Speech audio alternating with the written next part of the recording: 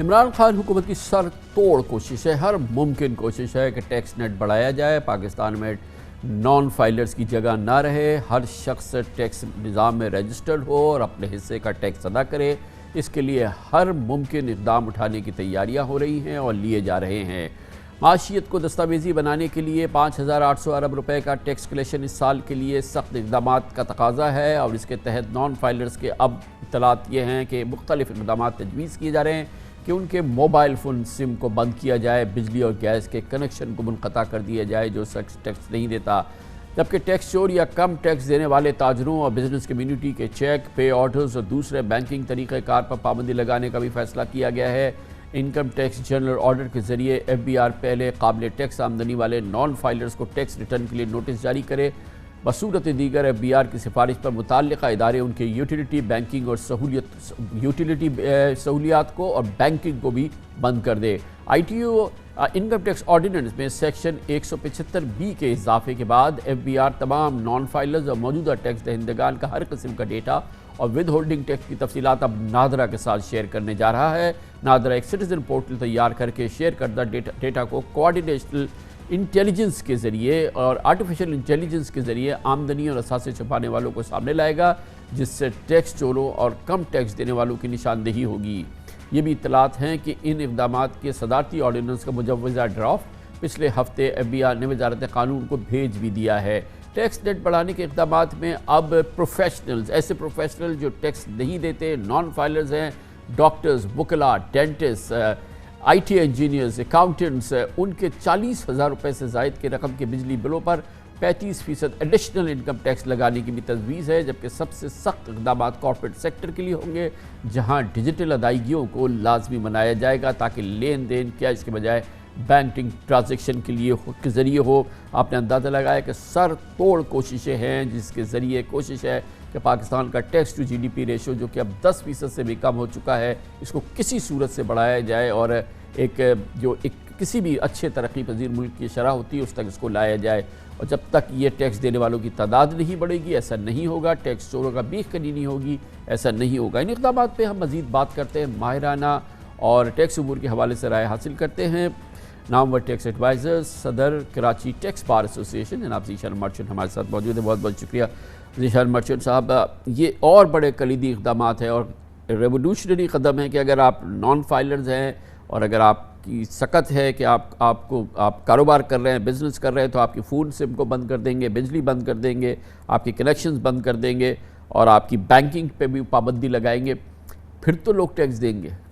بسم اللہ الرحمن الرحیم۔ جی بالکل، میں سٹارٹ اسی طریقے سے کروں گا کہ انٹینٹ بہت اچھا نظر آ رہا ہے۔ اس وقت ایف بی آر نے میرے خیال سے جو ہے یہ فیصلہ کر لیا ہے، گورنمنٹ آف پاکستان نے جو فیصلہ کیا ہے کہ اب ہمیں اپنا ٹیکس ریونیو کو بڑھانا ہے، اور ہر وہ شخص جس کا انکم لیول جو ہے وہ سالانہ 4 لاکھ روپے سے زیادہ ہے، وہ یہ چاہتے ہیں کہ اب اس کو ریٹرن فائلنگ کا انفورس کروایا جائے، چونکہ اس کی وجہ یہ ہے کہ نان ٹیکس فائلرز جو ہے پاکستان میں ان کی تعداد بہت زیادہ ہے بنسبت جو فائلرز ہیں۔ فائلرز تقریباً 30 لاکھ ہیں پاکستان میں جو اپنے ٹیکس ریٹرنز فائل کرتے ہیں، آبادی ہماری 22 کروڑ سے زیادہ ہے، تو ایک آپ اس سے کمپیریزن کریں کہ ہم اپنے آبادی کا 1% بھی جو ہے لوگ ٹیکس ریٹرن نہیں بھرتے۔ دنیا میں اگر آپ انڈیا کا ہی کمپیریزن کر لیجئے تو کم از کم 4 سے 5% ان کی پاپولیشن ہے وہ ٹیکس ریٹرن بھرتی ہے۔ تو اگر ہم اس تناسب کی بات کریں تو اس وقت ہمارے پاس تقریباً 60 سے 90 لاکھ ٹیکس پیئرز کا گیپ موجود ہے کہ جو نئے ٹیکس پیئرز آ سکتے ہیں۔ اور یہ جو بات ہو رہی ہے پریزیڈنشل آرڈیننس کی، میں یہ سمجھتا ہوں کہ یہ اس وقت بہت رائٹ سٹیپ ہے، لیکن جی ہاں اس میں رائٹ سٹیپ ہونے کے ساتھ ساتھ اس میں میرے خیال سے کچھ پلان کے ساتھ پراپر اس کو تھاٹ پروسیس کے ساتھ۔ کراچی ٹیکس بار کی کیا ایڈوائس ہوگی ایف بی آر کو اس حوالے سے؟ جی میں یہ سمجھتا ہوں کہ کراچی ٹیکس بار کا سجیشن یہی ہوگا کہ یہ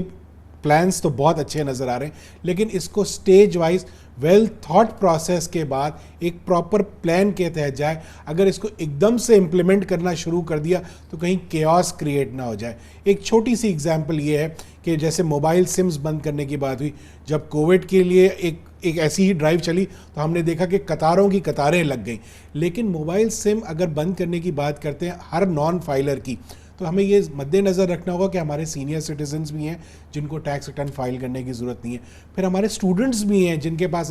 موبائل آج کل عام ہے، ہر ایک بچے کے پاس بھی ہوتا ہے اور عمر رسیدہ لوگ بھی. تو ایک اگر پراپر پلان کے ساتھ جائیں گے, کوئی ایک بینچ مارک سیٹ کر لے کہ جس کا ماہانہ ایک موبائل بینچ بل. مارک تو انہوں نے دوسرا سیٹ کیا ہے کہ پروفیشنلز جن کی کہ بہت ہی انڈر اسٹیٹڈ انکم ہے, وکلا ہیں, اکاؤنٹنٹس ہیں, ڈاکٹرز ہیں, میڈیکل پروفیشنلز ہیں,